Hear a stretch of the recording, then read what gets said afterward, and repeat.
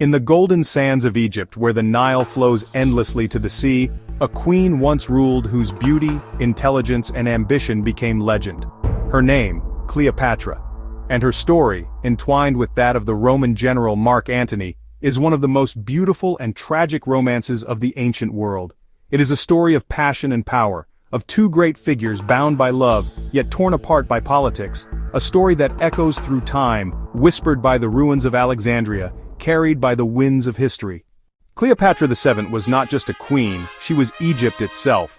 Born into the Ptolemaic dynasty, she was the last pharaoh of Egypt, ruling at a time when Rome's power loomed ever larger. Unlike many rulers of her era, Cleopatra was no figurehead. She spoke multiple languages, mastered politics, and commanded loyalty with her wit as much as with her beauty. To her people, she was the living goddess Isis. To her rivals, she was dangerous, cunning, and impossible to ignore. Cleopatra understood something vital. If Egypt was to survive, it needed Rome. And so, her destiny became forever tied with the men who ruled it. Long before Antony, Cleopatra had met Julius Caesar. Their union produced a son, Caesarion, and secured her throne. But when Caesar was assassinated, Egypt's future grew uncertain once again. Enter Mark Antony. He was one of Rome's greatest generals, known for his bravery and charisma. When he summoned Cleopatra to answer political questions, she arrived not as a servant, but as a queen. The story tells us she sailed up the Cydnus River in a golden barge, its sails purple, its oars of silver, while she herself lay dressed as the goddess Venus. Antony, captivated, was never the same again. This was no ordinary meeting. It was the spark of a love that would change history. Antony and Cleopatra's love was more than romance. It was a union of ambition. He found in her a partner who matched his strength, his dreams, his passion. She found in him the Roman protector Egypt needed. Together they lived lavishly in Alexandria, banquets filled with music and wine, nights of debate, laughter and strategy. The people called them the Inseparables, but to Rome, their love was scandal. Antony was already married, and his alliance with Cleopatra was seen as a betrayal of Roman tradition. Their union was not just about love, it was about power, two rulers daring to challenge Rome itself. Back in Rome, Antony's rival, Octavian, later known as Augustus, used this romance to his advantage.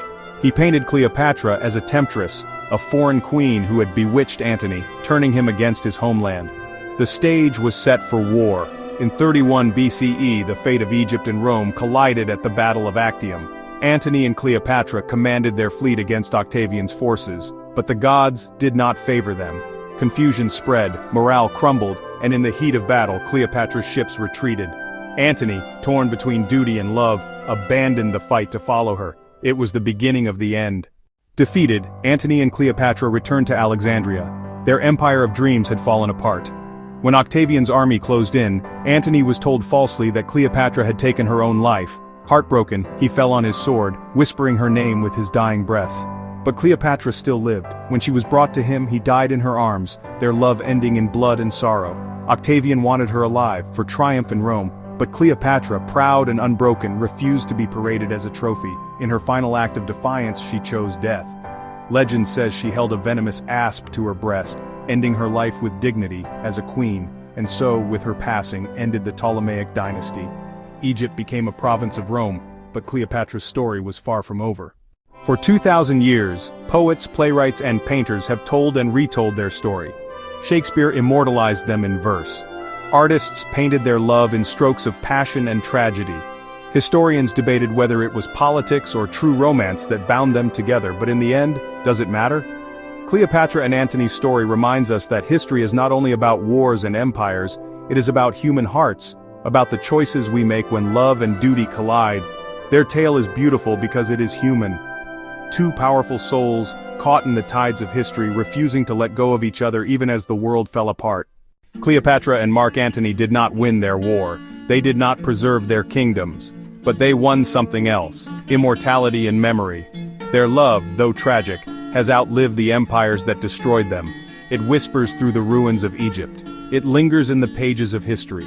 And it captivates us still, because it speaks to the eternal truth, that love, in its beauty and in its pain, is as powerful as any empire. Cleopatra and Antony, the queen and the general, the lovers who defied Rome, and the story that time could never erase.